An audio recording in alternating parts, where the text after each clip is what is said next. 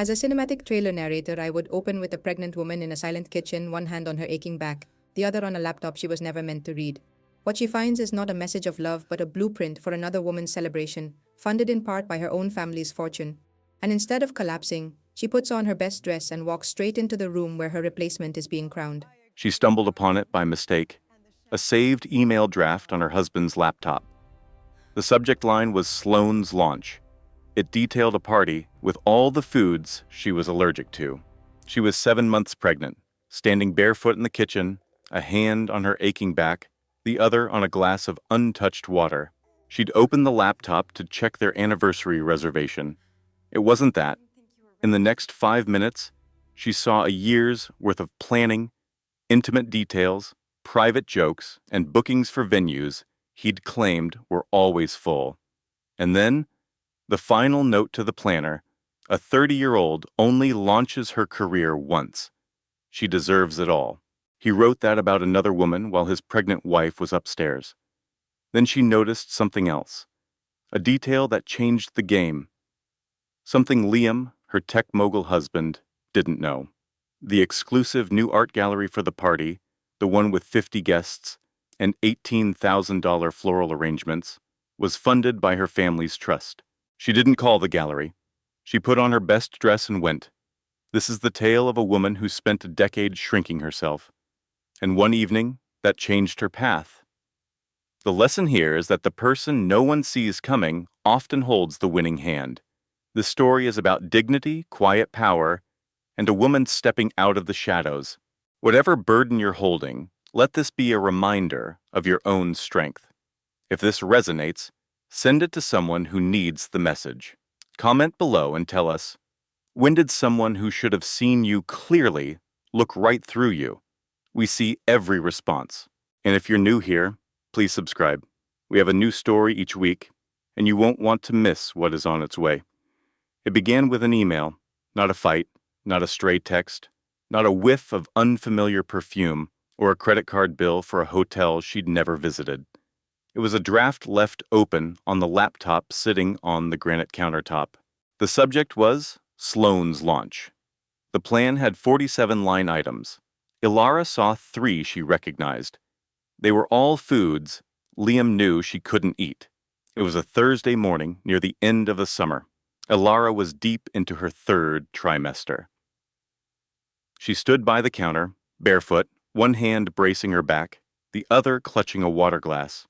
The sun streamed through the window over the sink with a golden hue that once felt like hope. Now it just felt harsh, exposing everything. She had only opened the laptop to find their anniversary dinner confirmation. She was wrong.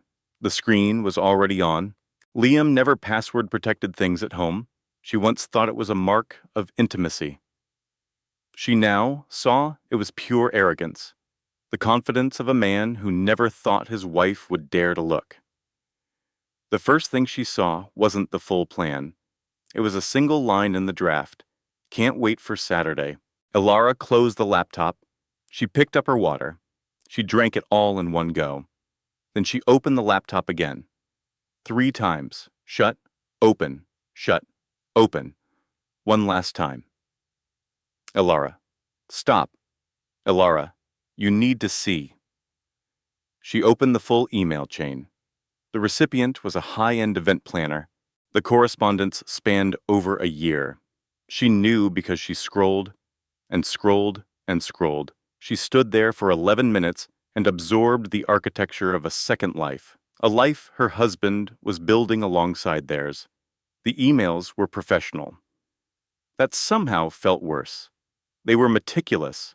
There were inside references, photos from trips he'd taken for work, and plans for that party at a gallery Ilara had suggested, and Liam had said was impossible to book. She read without taking a breath. She read without blinking. Then, near the top, the latest exchange.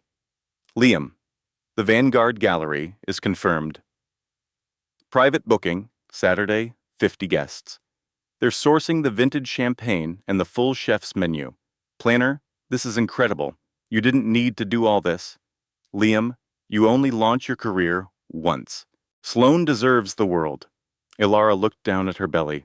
She thought, I am 7 months pregnant with our child, and you are bankrolling a launch party for another woman. The tears didn't come. They would later.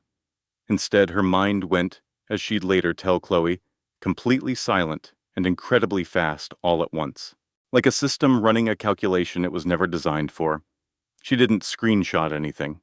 She didn't reread a single line. She placed the laptop back exactly as she'd found it. Open. Same angle. Same spot on the counter. Then she went to the fridge for the breakfast she'd planned to eat. She opened the yogurt. She ate it with a spoon, standing right there. She looked out at the garden. The garden Liam hired a famous designer for.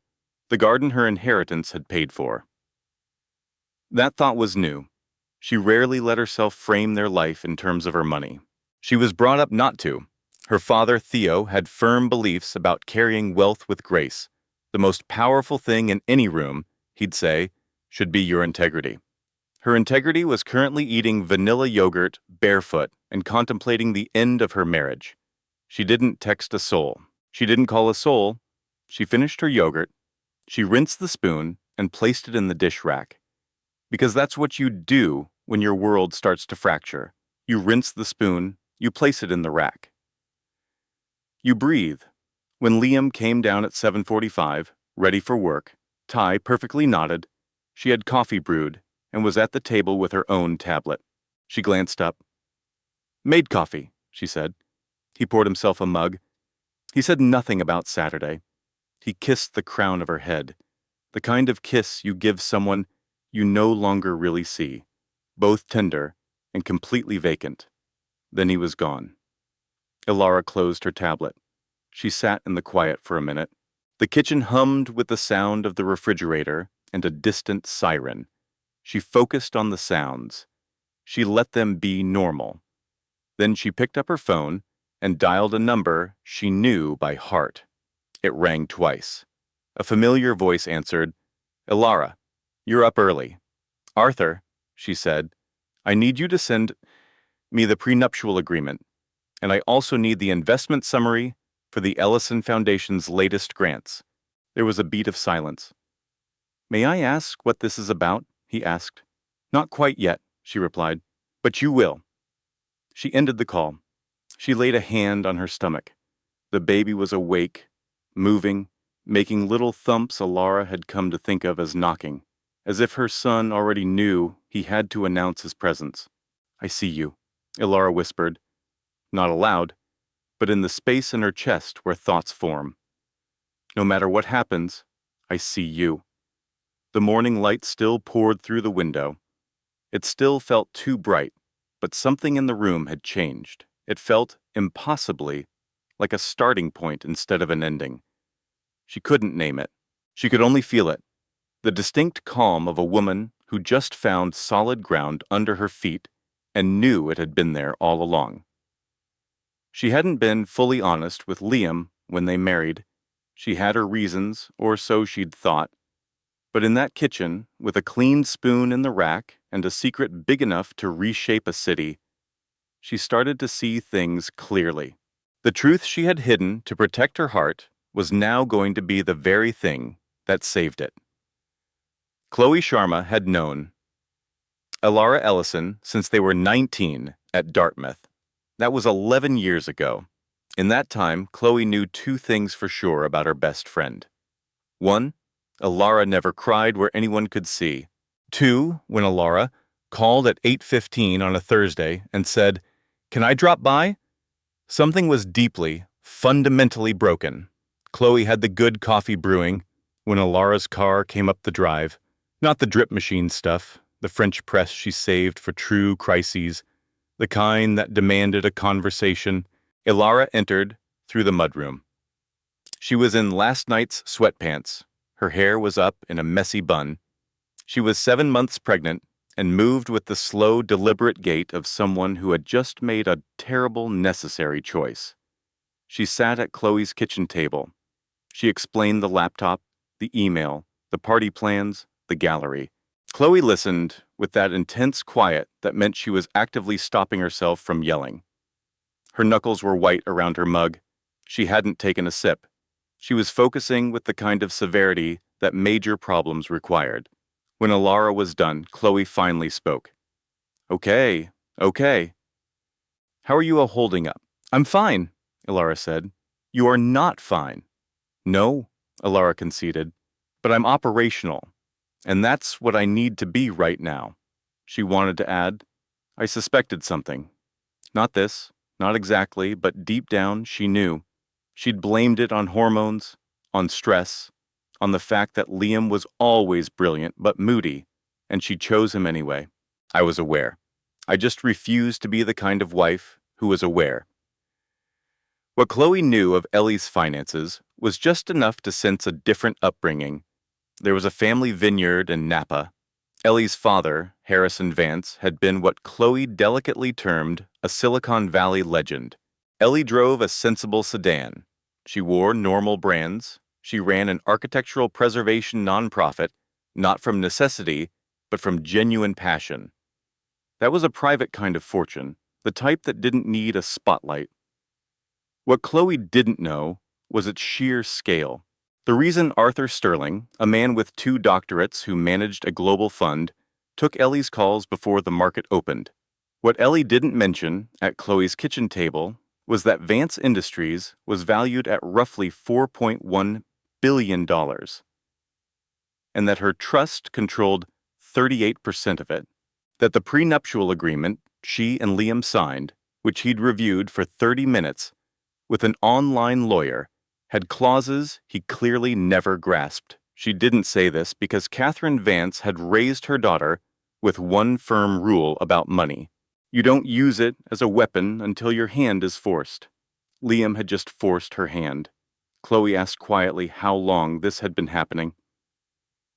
The photos are dated 14 months ago, Ellie said. The math was automatic. 14 months ago, they had just gotten back from their anniversary trip to Hawaii. She'd had a sunburn. He had bought her a small koa wood box from a local market. She kept it on her dresser. That box was still on her dresser. Ellie, Chloe said softly, when did you find out you were pregnant? 13 months ago. Chloe's expression tightened. So he was already yes. Ellie said, when I told him about the baby, he was already with her. He held me when I panicked. He promised we were a team. He called himself the luckiest man alive. He was already with her. The silence in Chloe's kitchen was heavy. The espresso machine hissed softly. The normal sounds of a Friday morning that was anything but normal. Then Chloe said, Honey, I have been holding my tongue for years. Ellie looked up.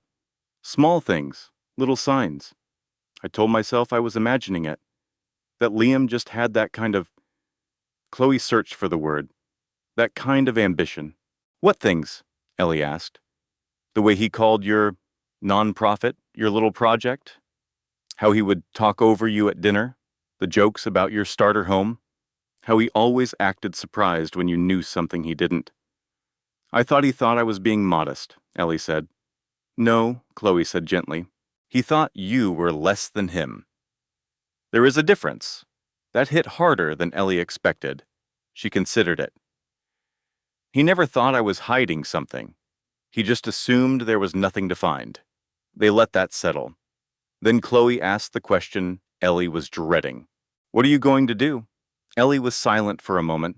She stared at her mug, at her hands, then at Chloe. I'm going to the awards gala, she said. Chloe looked stunned.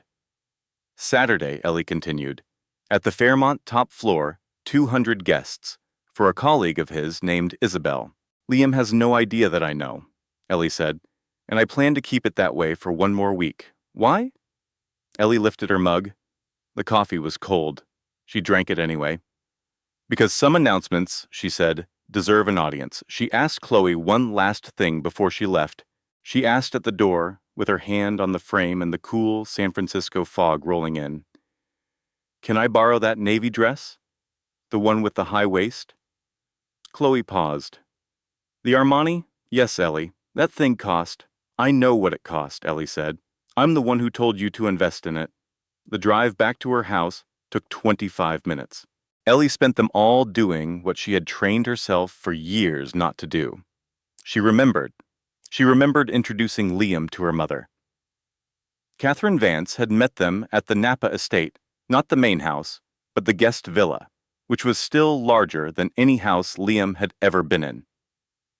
Catherine served iced tea. She was perfectly gracious. She showed Liam the gardens and asked polite questions about his startup and his goals. Later, while Liam was on a call, Catherine turned to Ellie and said flatly, "He has no idea, does he?" It wasn't a question. "No," Ellie said. "When do you plan to enlighten him?" "When I know he loves me for me." Catherine gave her daughter a long, searching look, the one that saw everything and excused nothing. "That is not wisdom, Eleanor," she said at last. "That is fear. You know the difference." "Yes," Ellie said. "I do." She had meant to tell him. After the first year, once they had built a real life, once she was sure. But the first year bled into the second, and the second led to a wedding. The wedding had a prenup Arthur drafted so flawlessly that Ellie barely glanced at it. By then, the secret was simply the architecture of her marriage, the supporting wall she couldn't touch without bringing the whole house down. She had never lied to Liam about who she was. She had just never told him the entire story. Was that wrong? I have asked myself that for 3 years, and I still don't have a simple answer. The men I met who knew about the money first were always different. The way they saw me, like I was a prize, a solution to a problem they already had. Liam saw me like I was a person, a normal, sometimes complicated person. I needed that. I had to be someone's person before I was someone's portfolio. But now I wonder if I just created a man who thought he married beneath him, who saw himself as the sole provider, who thought. She stopped herself. She was parked in the driveway of the house they owned together. She had been sitting there for 5 minutes. The garage was open. She saw the corner with Liam's triathlon gear and shelves of supplies from the renovation they did 2 years ago. She had paid for that renovation. He had chosen the smart home gadgets. It felt like a fair partnership then. She went inside. Liam wouldn't be home for hours. She went to her home office, the room Liam called her project room, the way one might talk about a child's playroom, with that particular tone of affection that was actually dismissal. She sat at her desk. She opened her laptop. She video called Arthur. Arthur Sterling appeared on screen from his office high up in the Transamerica Pyramid. The office was a quiet battle between old-world books and modern finance, and neither side had surrendered. 2 guest chairs in his office had, in Ellie's entire life, never been used by anyone but him. He was 62, but looked 50. He had been the Vance family's chief counsel for 30 years. He had known her father before she was born. He sometimes spoke to her like that, as if watching a miniature version of his old friend, a resemblance he found both comforting and concerning. "Tell me what happened," he said. So she told him. He listened. Arthur Sterling had the emotional range of a granite countertop. He showed no reaction, but when she was done, he asked, "How far along are you?" 31 weeks. And the prenup. I have to know exactly what he gets, Ellie said. In the event of. I know the event, Arthur said. He turned to a file on his desk. From its thickness, she knew he had kept it current. The short answer, he said, is very little. Your father was incredibly thorough. The trust is classified as a separate property asset. Your premarital assets are entirely shielded. The marital property, what you acquired together, is divisible. But with the disparity in contributions, what is the marital property? Ellie asked. The house mainly. Some joint accounts Liam funded for show. A car, some art. The house, what is it worth? Around $4 million. You made the down payment and paid for the renovations from a private account. So, Ellie started.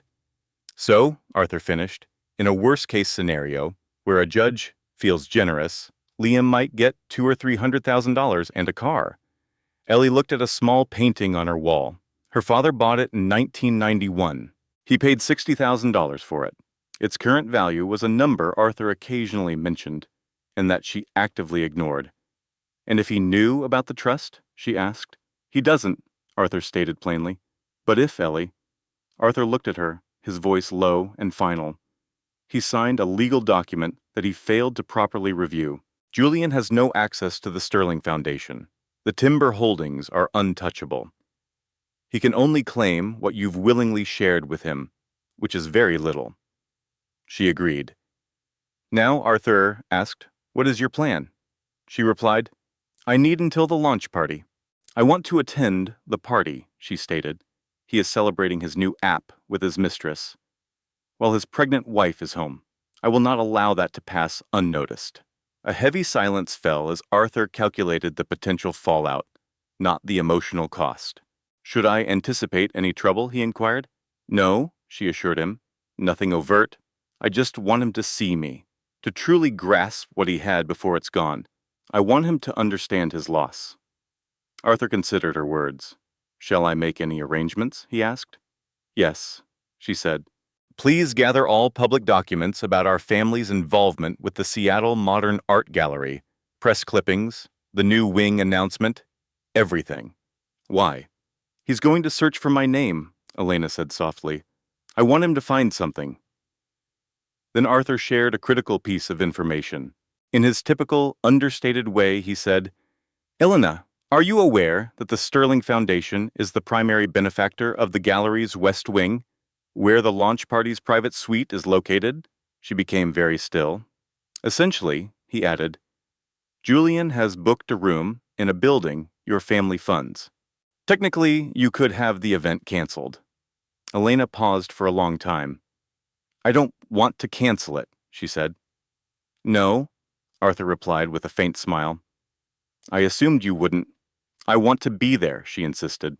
She then spent her afternoon planning logistics, not dwelling on her pain. She was, as her grandfather once said, setting up the entire board before her first move. Wednesday, Thursday, Friday. Elena played the role of the devoted wife with the skill of a seasoned actor, hitting every mark with flawless technique but zero emotion. Julian came home at 8, ate 2 helpings of the risotto she made, praised it, and asked about her day with a detached interest that confirmed he was only physically present. She in turn inquired about his work, her specific questions forcing him to engage. On Friday, she had her 31-week appointment. Dr. Ames, a calm and clear communicator, moved the cold ultrasound probe across Elena's belly. "Everything looks wonderful," she said, watching the monitor.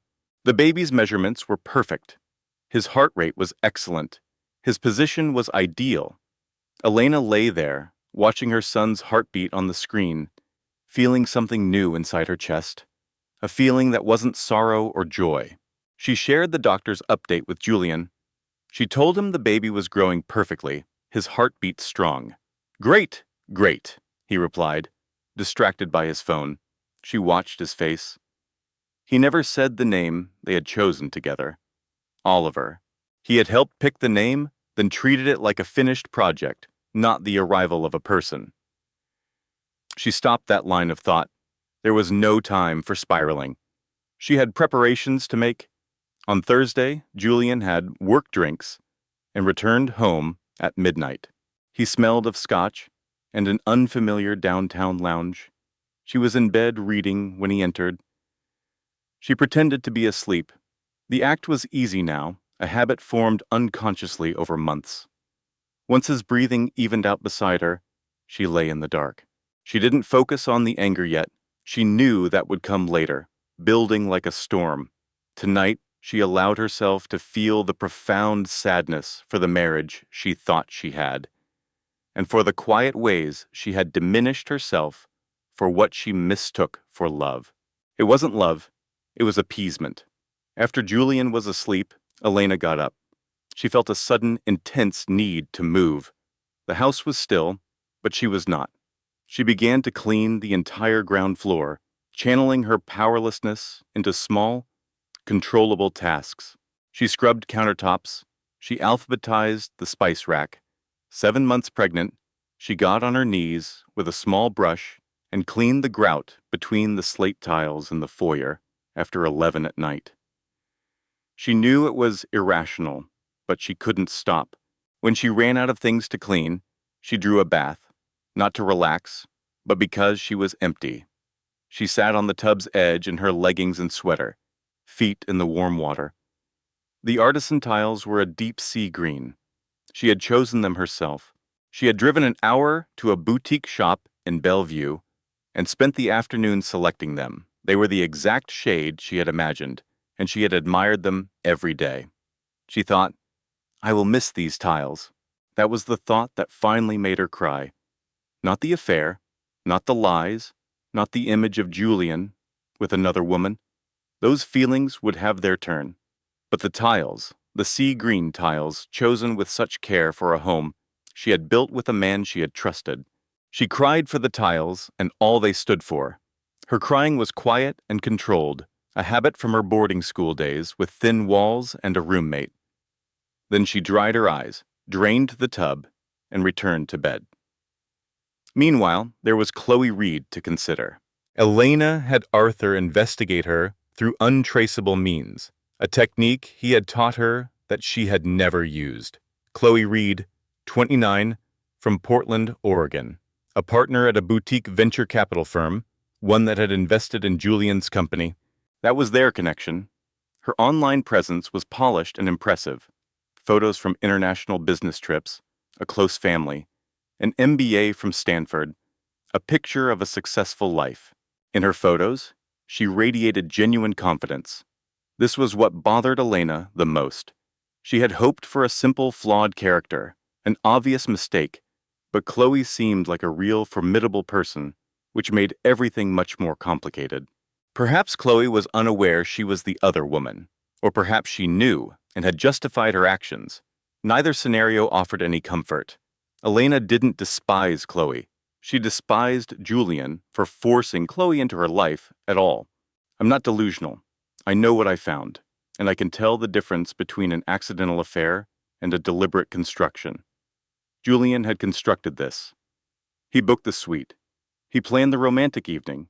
He made a choice every day for months. That is not an error. It's a second life, running parallel to ours. On Thursday, Julian was home and present, making that special effort that always signaled guilt. She recognized the pattern. He poured her sparkling water without being asked. He brought up a topic from days ago. He placed his phone face down on the dining table, a sure sign. How are you really doing? He asked. She met his gaze across the table, the candlelight flickering between them. Honestly, she said, I feel like I am standing on a cliff and everything is about to collapse. He just nodded gravely. He called them third trimester nerves, a perfectly normal thing.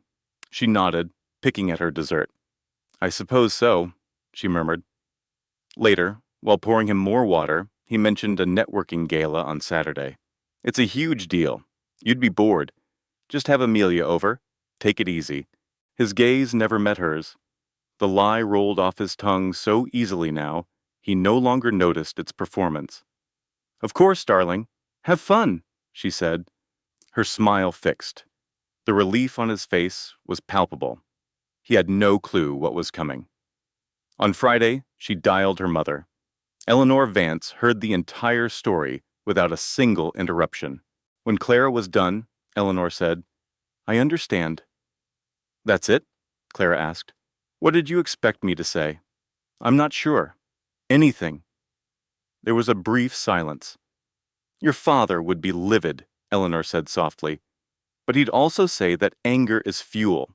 You need to aim it, not just burn. Oh, I'm aiming it, Clara replied. I know. That's why I'm not worried. So, are you coming to the gala Saturday? I need you there, Mom. Clara clarified she wasn't to interfere. I just don't want to be by myself when it happens. The following silence was heavy with a mother's fierce, protective love. Just tell me when, Eleanor said at last, and what the dress code is. Saturday, 8:17 a.m. Clara donned the emerald silk gown.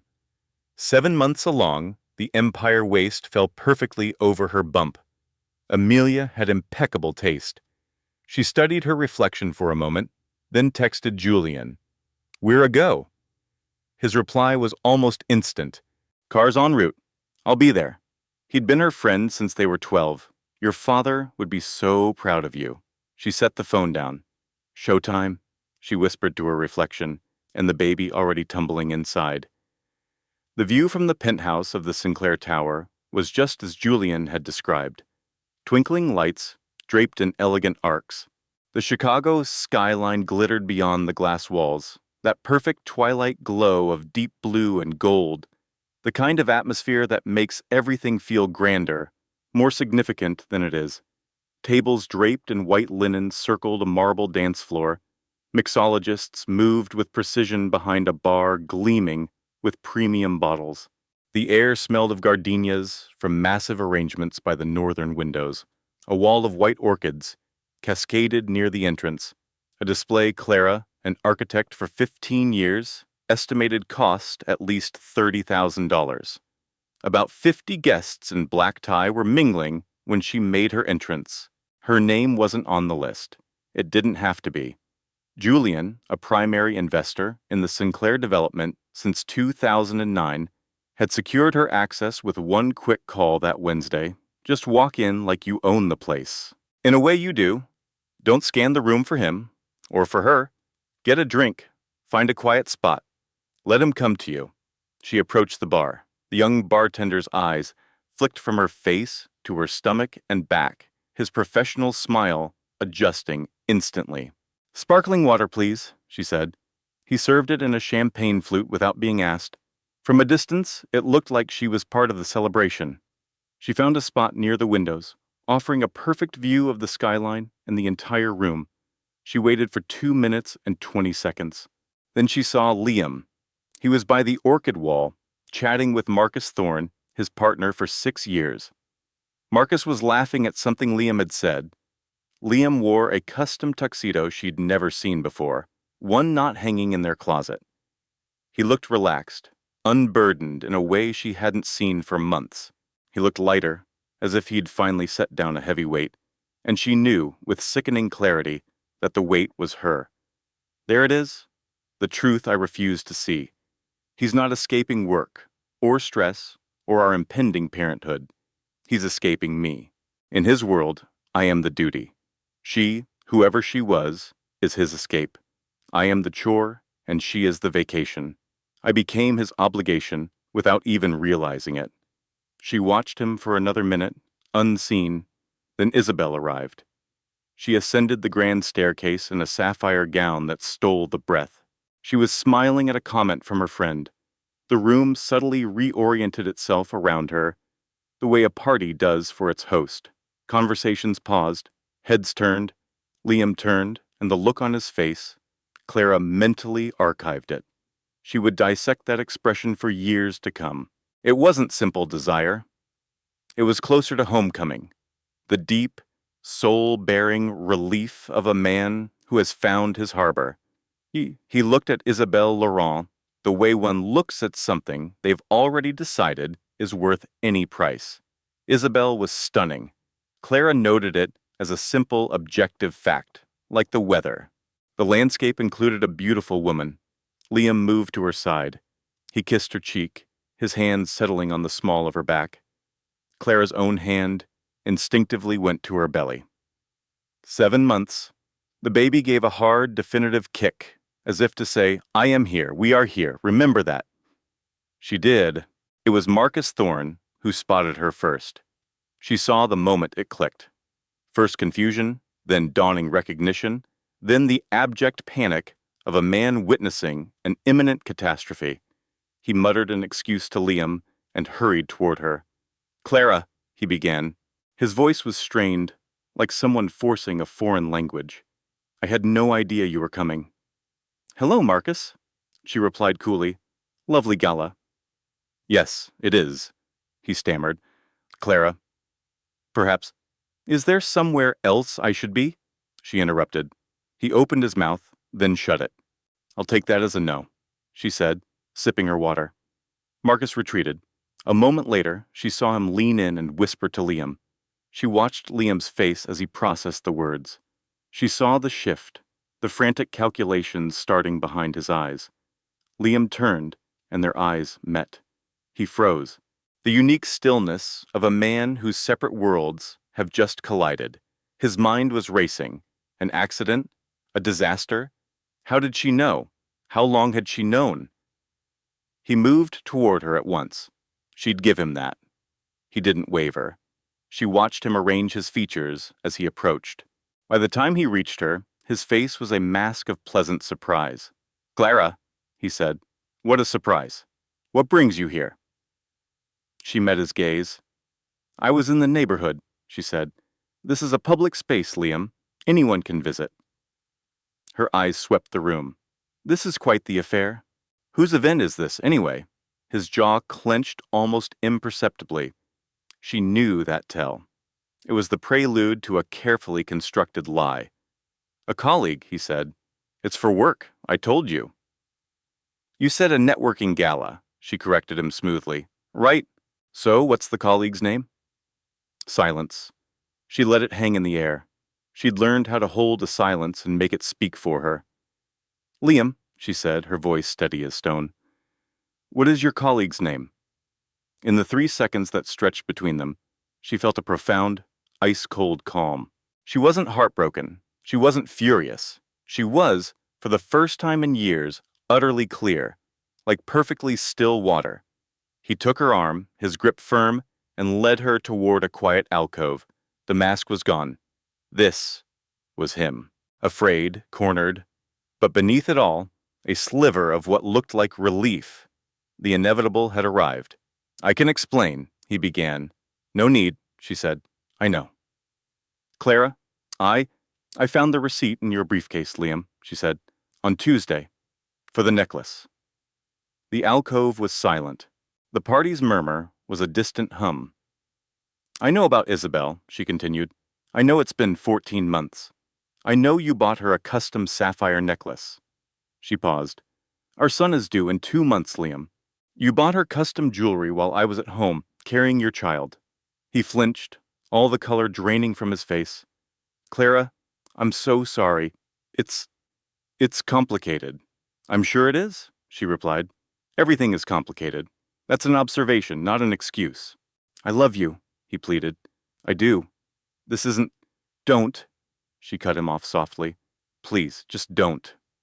He fell silent. "We will sort this out," she said. "Not here. My lawyer will call yours on Monday. Until then, you can find somewhere else to stay." He just stared. "I'm going to go get some dessert," she said. "To Amelia." "How?" She stared at the man she loved, at the strange watch she'd never seen, the new suit she hadn't bought, his face a mask of confusion, a man who never knew what he truly had. "Because I'm not the one who needs to leave," she stated, walking back to her office. She poured another glass of mineral water from the carafe the assistant had left for her. She found a chair by the window overlooking the city lights. She sat. 7 months pregnant, at her own husband's side piece's work event, she felt a frightening calm, the quiet that always preceded a seismic shift in her life. This is the part of the story Amelia kept to herself for years. She had wept in the car on the way over, not for Liam, not for the investors, or Ben, or the valet, who kindly held her door, alone in the back of the town car for the 15 minutes between her gallery and the tech summit. She let it out. She leaned against the cool leather and cried silently, a skill learned at a boarding house with paper-thin walls and roommates. Then the car door opened, and she stopped. She was excellent at stopping. It wasn't always a good thing. Liam didn't come find her. She learned this from Ben, who found her at a quiet table 20 minutes after she arrived. He approached with the cautious energy of someone handling a bomb. He sat opposite her, holding a scotch he desperately needed. "Amelia," he began, the sound of a man who had practiced a speech and was now throwing it away. "I need you to know, I had no idea about any of this until recently." "But you did find out, eventually," she finished for him. A silence hung between them. She saw him choose to tell the truth. "Yeah," he confessed. "And you said nothing to me?" "No." She met his gaze. "Ben, I'm not mad at you. I get the situation. I just need you to know that I'm aware. He gave a defeated nod, looking like a man being handled, knowing it and being thankful for it. Is there anything I can... he started. No, she cut in. Enjoy the summit. He excused himself. She remained alone at her table for another 35 minutes. Eleanor was on her way. A text said she was just leaving the museum. Amelia waited with her water, the scent of orchids, the recessed lighting, and the city below, oblivious. Chloe saw her. Amelia didn't realize this at first. She heard it later. But as she sat there, Chloe Vance, 29, in a designer dress on the night of her big product launch, was asking questions. She saw Liam's hurried exit. She saw the pregnant woman in the corner who came alone and who Ben, the COO, had spoken with, using the body language of a man giving a confession. She went to Ben. Ben, who was having the worst night of his career, told her enough. Not the whole story, but the important parts. And Chloe spent the rest of her launch party looking like someone who just discovered the fairy tale she believed in had a very different, much darker ending. I'm not sure what to make of that. A small, ugly part of me wanted her to be clueless, so I wouldn't have to feel anything complex. That part of me almost pities her. Almost. Not quite there, but close. Then Eleanor showed up. Amelia's mother entered the venue at 9:15. This was about 40 minutes behind schedule, implying she had stopped for a quick cocktail or to change her earrings. Or both. Both were plausible. Eleanor Hayes, at 62, was the type of woman who entered a space without an announcement. She simply became its center of gravity. So quietly, you only noticed after the fact. She walked straight to Amelia's table. She sat. She took in her daughter's face. Are you all right? No, Amelia admitted. It was the first time she'd said it out loud. Eleanor placed her hand over Amelia's on the table.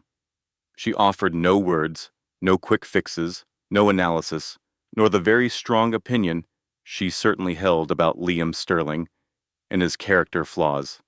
She was just present. She held her daughter's hand. She allowed the quiet to be what it was. Sometimes that's the only help there is. Sometimes it's the only thing that's real. They sat like that for a long while. The event buzzed around them. Speeches were made. The catered bites came out on trays. Someone turned up the generic, tasteful music a little too loud. The city began to glitter below as the sky turned a deep indigo. At 10:30, Amelia said, "I'm ready to go home." "Of course," Eleanor replied. "I just want to go home and get some sleep and take this one step at a time." "Yes," Eleanor said again.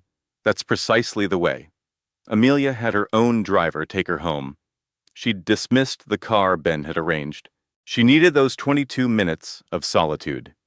She needed that unique isolation of being driven through the city at night, the world blurring past, and the radio playing some station she hadn't touched since the last time she'd truly listened to it.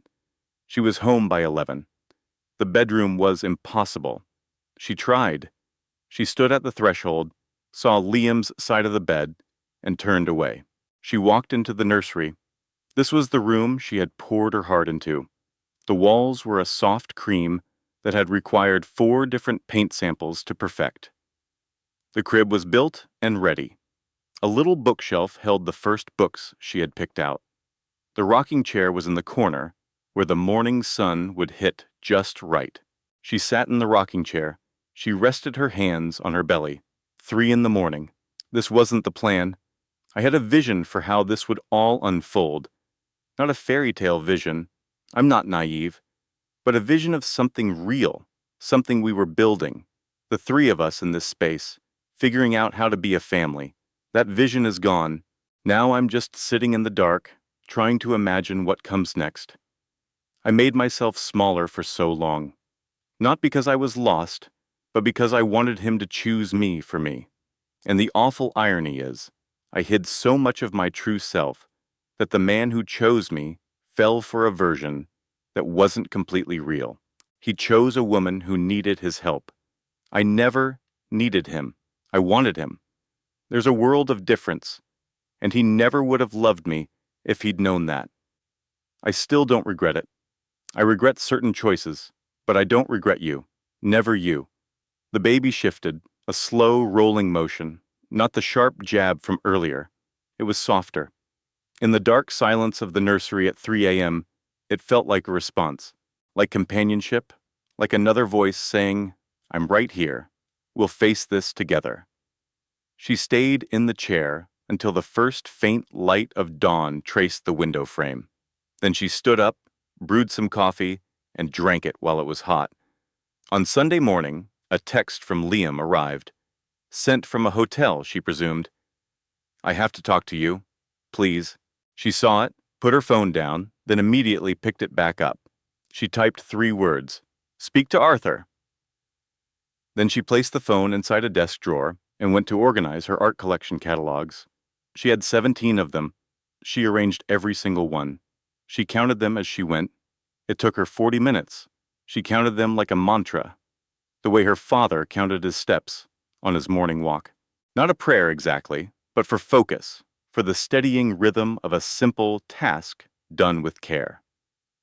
Monday at 10 a.m., Arthur Vance called Liam's lawyer, a man named Philip Shaw, capable but not brilliant, and stated, in the calm, measured tone of someone who had already won this argument, the following facts: that Amelia Hayes was filing to dissolve the marriage, that their prenuptial agreement was ironclad, and that the shared marital assets were far less than Liam likely imagined, given that most of those assets were funded by discretionary payments from a separate property trust.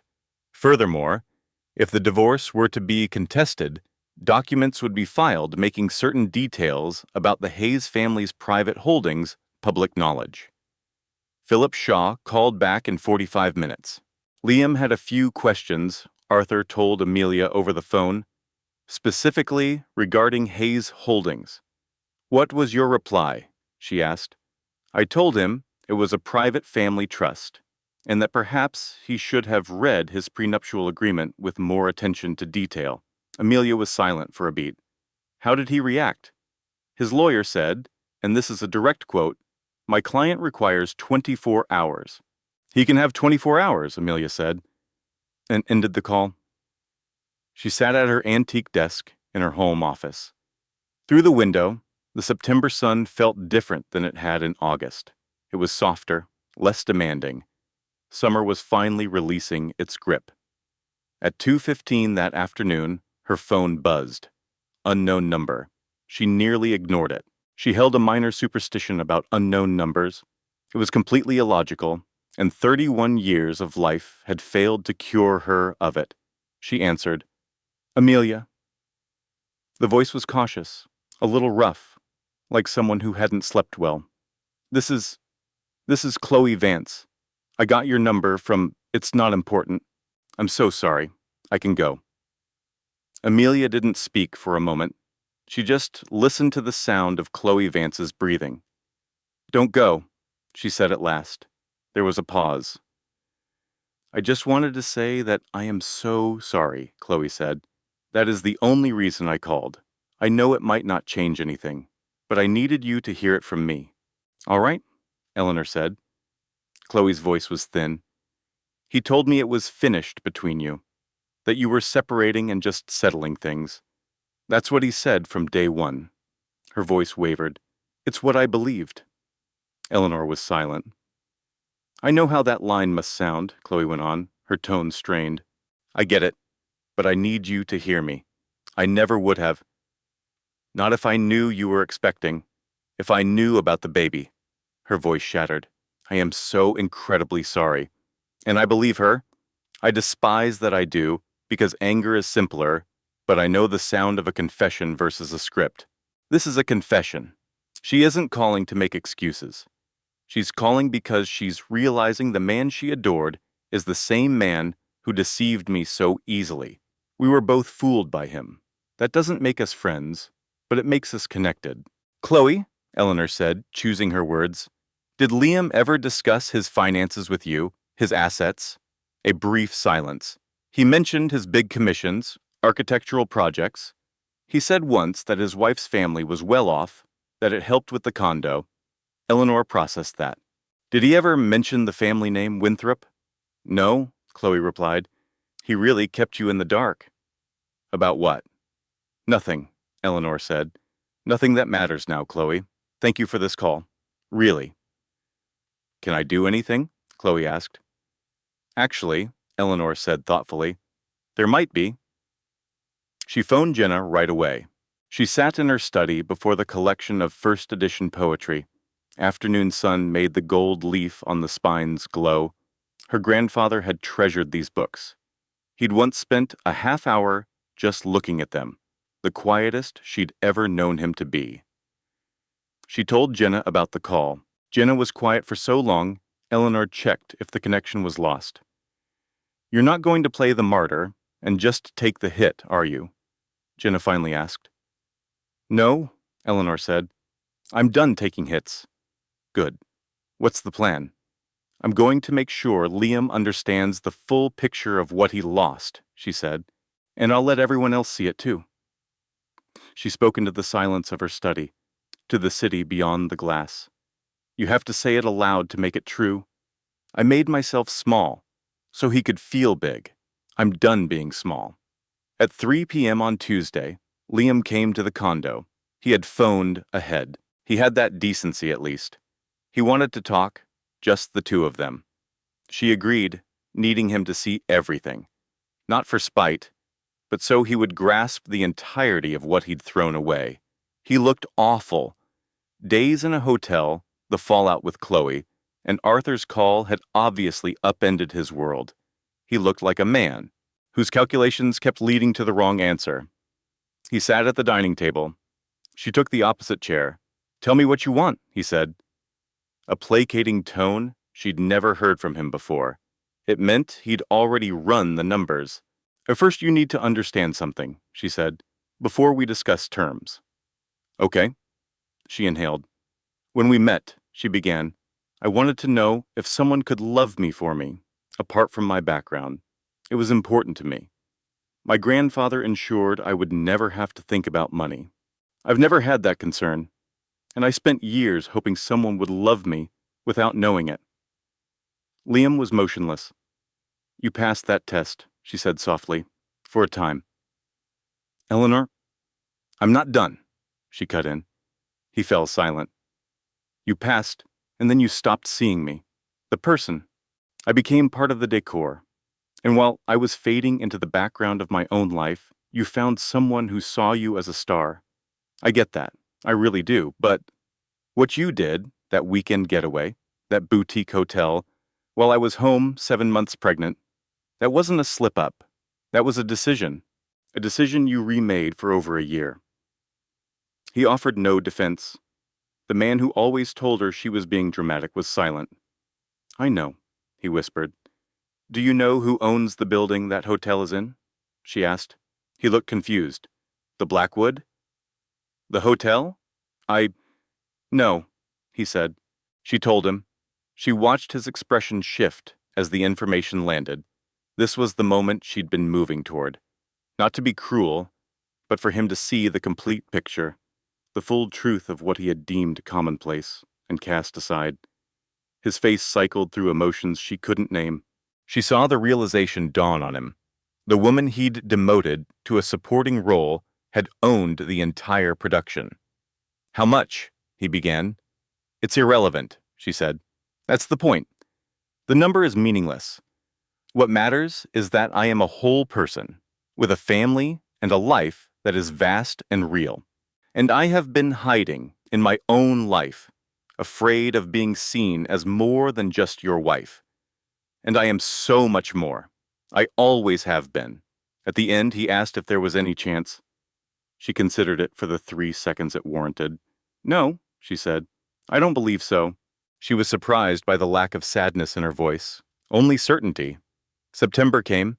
Eleanor moved with the efficiency of a woman who had pivoted from grieving to building. She was done with demolition. The demolition had already happened in quiet, painful moments. Now it was time for construction. She began architecting her new life with the same care she used for her curations, patient, clear-eyed, with a long-term vision. The legalities, thanks to an ironclad prenup, moved quickly.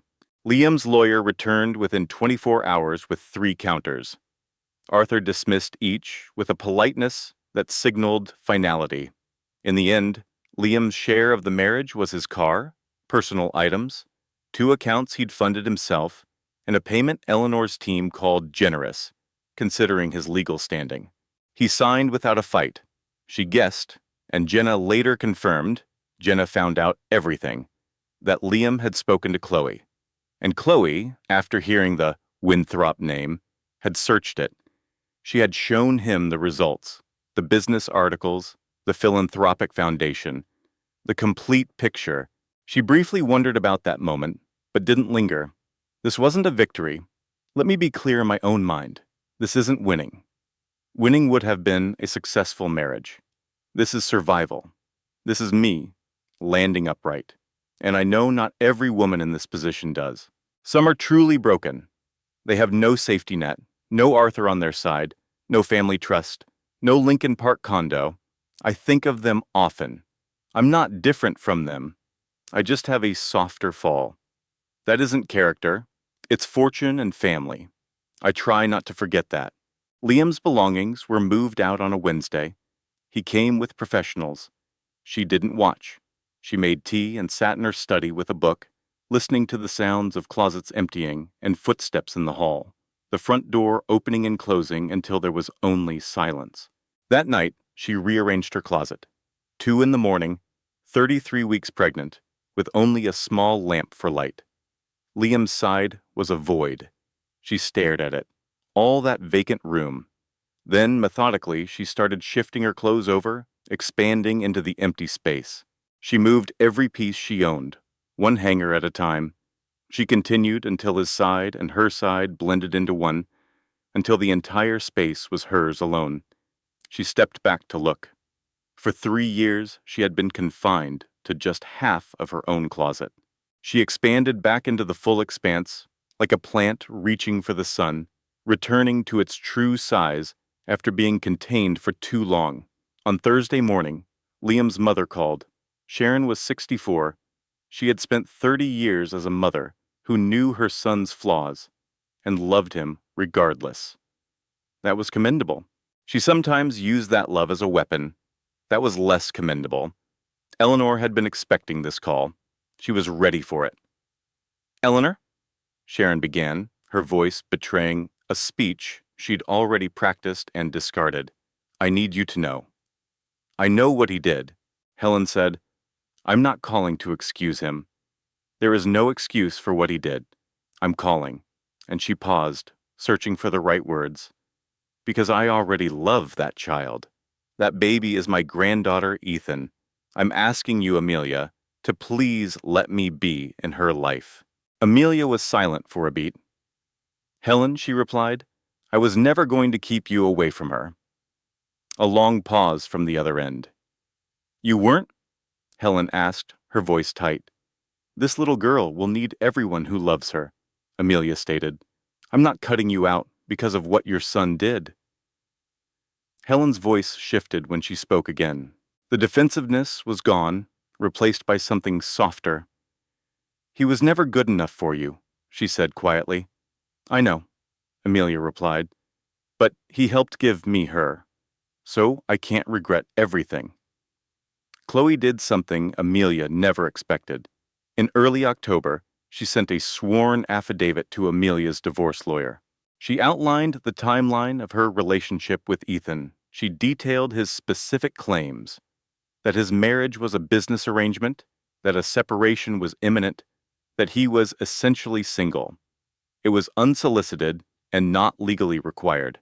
The prenup was ironclad, but it was the truth, and having it on record felt important. "Why would she do that?" Jessica asked over coffee. "Because she couldn't stand being part of the lie anymore," Amelia mused.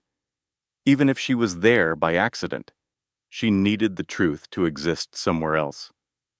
"Do you pity her?" Amelia thought about it. "I feel parallel to her," she said. like we were characters in a story neither of us got to write. I deserved a better story, not because of my family or my inheritance, because of me. I deserved a man who wanted to know all of me, the architect and the heiress, the blueprints and the portfolio that came with them. I'm going to teach my daughter to know her own worth before some man tries to make her feel like she has to earn his love. Late October, 37 weeks pregnant, Dr. Anya Sharma moved the cold gel and transducer over Amelia's belly. She smiled at the monitor and said, "She could arrive any day now." Amelia drove back from the clinic by herself. She had her circle, Catherine, Jessica, even Marcus in his own way. But she needed this drive, these 20 minutes alone with the Boston skyline. She stopped at a light overlooking the harbor and finally identified the emotion she'd been wrestling with for weeks. It wasn't just anxiety or exhaustion or a new stage of grief. It was relief, not joy, not yet, but the relief you feel when a structure that was always unstable finally comes down and you find you're still standing on solid ground. The foundation held. She was safe. The light changed. She drove home. Olivia Catherine Vance was born on November 1st at 5:02 in the morning. After 15 hours of what Jessica later called a truly epic and very vocal performance, the delivery room smelled of sterile cleansers and fresh flowers. Catherine had brought peonies from her garden, wrapped in simple craft paper.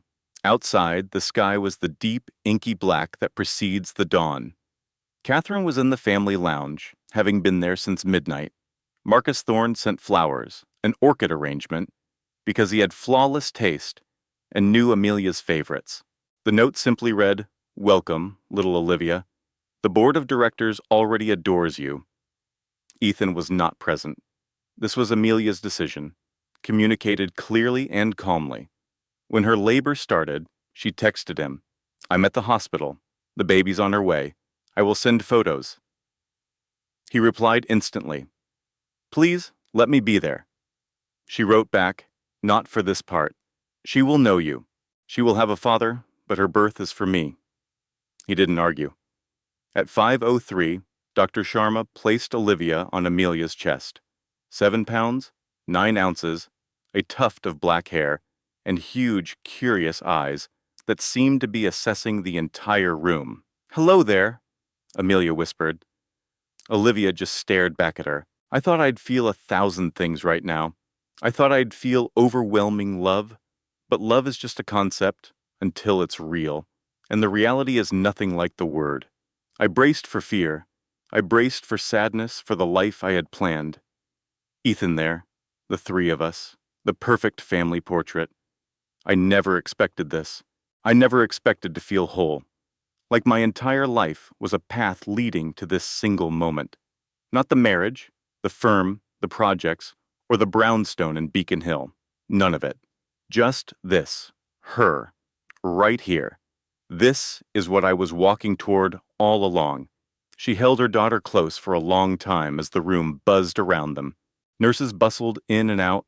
Dr. Sharma recorded vitals and offered Amelia a small, knowing smile, the kind from someone who has seen this miracle 1,000 times, but knows, for the one in the bed, it is the first and only time.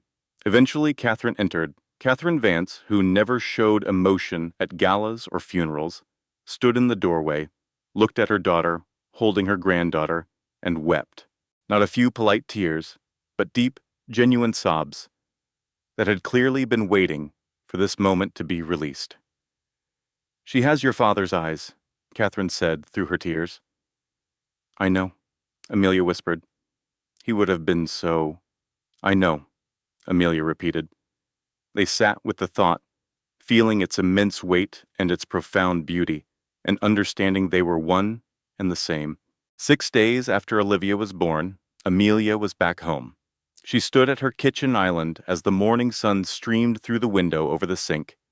Same window, same light, same kitchen, where 2 months ago she'd seen the shared photo album sink to the cloud, revealing a truth that quietly shattered her world. She prepared her morning latte with one hand, Olivia was nestled in a carrier on her chest, a bit too young for it, according to the instructions. Dr. Sharma had given her a pass, knowing Amelia was going to do it anyway. Olivia was fast asleep, her tiny mouth slightly agape. Her fists were curled up by her face. Amelia remembered that last morning here. The synced album titled Napa Weekend. The shocking preview photo. The caption, "The best is yet to come." She looked down at Olivia. "We are going to be fine," she said softly. "More than fine. We are going to be everything we were meant to be." Olivia slept on. The espresso machine finished its cycle. The sun filled the room. Amelia glanced at her phone. Just once. A text from Jessica checking in. A missed call from her mother. An email from Marcus with the subject line, Q4, Development Notes. She set the phone aside. She poured her latte. She drank it while it was still hot. She realized it was the first time in what felt like years that she had done that. Enjoyed her coffee while it was actually warm. It seemed like such a minor thing, but it felt monumental. A month after Olivia's birth, the Architectural Digest piece was published. It wasn't about Amelia, not directly. She never courted the press. It was a profile on a new community arts center her firm had designed. The Vance Foundation had funded the entire project as a launch for its new inner-city arts initiative. The article was 8 pages. It featured a photo of Catherine, Amelia, and baby Olivia, who, at 4 weeks old, was completely unimpressed. It identified Amelia as the new managing director of the Vance Foundation, daughter of the late Thomas Vance, and the creative force behind its new philanthropic focus. She read the article at her desk. Olivia snoozed in a bassinet nearby. The light was perfect. She didn't feel triumphant. She felt accurately portrayed. She felt seen for who she was, not just what she had. This was her, not just an inheritance. Her. I spent the last 3 years as Ethan's wife, and that was a role I chose, a life I believed in, and a loss I mourned. But I was always more than that. I was always Thomas and Catherine's daughter, Olivia's mother, and a woman who knew her own mind, even when she let others try to convince her she didn't. That's over now. No more convincing needed. Ethan texted her. The day the article was released, she saw his name, took a steadying breath, and opened the message. Saw the piece, I never knew. I knew about your family's company, but I didn't understand the scale. Amelia, I'm so sorry. I know that's not enough. I know it doesn't fix anything, but I am. She read his text twice. Then she typed, just take care of yourself, Ethan, and be a good dad to her. She deserves a father she can rely on. She hit send. She put down her phone. She picked up her daughter. A new chapter had begun. November. Olivia was now 6 weeks old and had very strong preferences. This was the one thing Amelia hadn't been fully prepared for.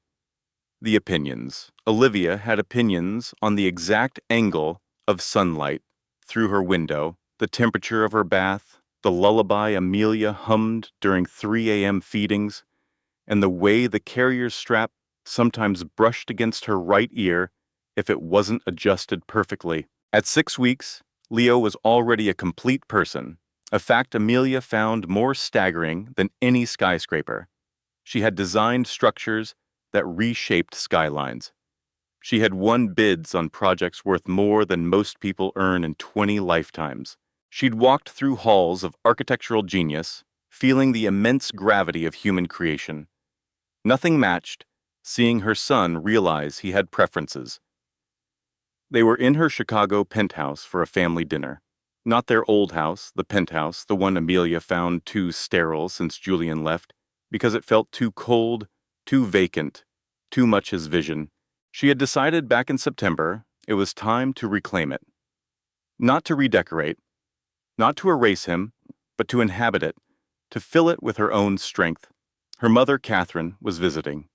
She'd been there for 3 days, already reorganizing the pantry with a logic that was both an upgrade and a subtle critique.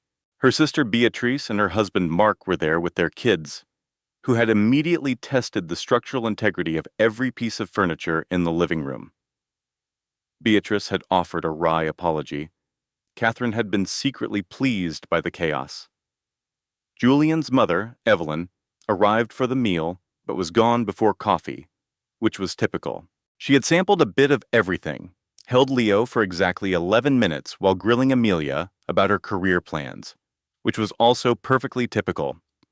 Dr. Anya Sharma had been invited but declined, sending instead a stunning orchid in a minimalist pot. Amelia's mentor, Elias Vance, was there. This was Amelia's decision, a deliberate choice. She had weighed it from all angles, and the conclusion was always the same. She watched Elias by the window holding Leo, humming some old dissonant jazz tune Amelia didn't know, something from another era, Julian's father's favorite, maybe Leo's grandfather. She had to accept that Julian's actions were his own burden to carry. Elias's affection for this baby was genuine and belonged to Leo, separate from Amelia's own wounds. Amelia was sharp enough to compartmentalize. Beatrice slid next to her, a glass of scotch in hand. She'd been feeding the baby for 2 hours. You know, Beatrice noted, most women in your shoes are still a wreck 6 weeks later. I had my moments, Amelia admitted. I had them in the service elevator, and the master bath, and the nursery at 3 in the morning. The Vance method. We build walls. Beatrice smirked. Then she asked the question she'd been saving. Are you okay? Amelia met her sister's gaze. She gave the question its due weight. She considered it with brutal honesty, the way Elias had taught her to analyze a blueprint, looking for every potential failure point before breaking ground. I'm building toward it, she said. It's not linear. Some days I make tea and I'm solid. Other days I make tea and I ache for the life I thought we were designing, the blueprint I trusted. That's allowed? Beatrice said. Yes, Amelia replied. I know. I'm making space for it. After dinner, once the kids were down, and Mark had tackled the kitchen with the cheerful skill of a man comfortable with domestic engineering, Catherine and Evelyn had reached an unlikely truce over a second glass of a very good Merlot. Amelia took Leo and went to her home office. It was the space she'd avoided the most. It still had the faint scent of his cologne, the one he'd given up months before he left, but that seemed to linger in the upholstery. The expensive leather polish she still used because changing it felt like a concession. She sat in her drafting chair. She held Leo close to her. She spoke to herself, not audibly, barely a whisper. The way you talk to the person you used to be when you need her to understand something vital. I found the stress fracture, Eli. You always said, every design has one. A point where I'd have to choose between the aesthetic and the foundation. I found it. I'm on the other side. I still have the scars. But I'm through. Leo made a tiny noise. The specific sigh he made as he drifted off to sleep. The sound that said he was present and safe and had no concept of adult burdens. I know what I saved from the wreckage. Not the resentment, not the fury. I don't want to carry those materials. Not the what-ifs. What I saved is this. I know now that I can be truly seen. That making my own plans smaller wasn't safety. It was just fear with a good excuse. I had a partner who was meant to see my vision choose not to. That is a terrible thing. And it is over. And what I know on this side of it is that I am the kind of person who builds from the ground up. And I will spend the rest of my life making sure he knows that he is too. Leo was sound asleep. His weight on Amelia's chest was a warm, solid anchor. The specific gravity of total trust. That's the truth. That's the entire blueprint. The emergency exit was marked the whole time. I was just too busy trying to fit into a smaller space to see the way out. She drafted an email to Chloe. She didn't send it for a week. She wrote it and read it and saved it and reopened it until she saw it wasn't about seeking peace. For her or for Chloe. She rewrote the note to reflect its true nature. A warning. To Chloe, we were both played for fools. You were blind to my existence. I was blind to his lies. I hope your next man shows you off publicly, not just in secret. You deserve honesty. So did I. We both still do. She sent the message. Silence was the only reply. She expected nothing more. By March, Leo was 3 months old. He was a person now, not just a newborn. He had a deep belly laugh and a skeptical look he saved for new faces, a look both judging and innocent. It was so distinctly Elias Vance that Catherine teared up the first time she saw it. Amelia returned to her firm, not full-time, but selectively, with the focused freedom of someone who works for the love of the craft, not out of necessity. She took on a challenging new proposal, a private skyscraper aiming for a new height record, a landmark project, the kind of challenge she excelled at. She met with the client's board in a stark conference room on a Tuesday morning in January. The room had incredible views and terrible coffee and the crisp smell of ambition that she associated with rooms where billion-dollar decisions are made. She walked them through her design, her record, and her vision. She spoke with the unshakable confidence of a professional who had been at the top of her field for 15 years and knew her own value.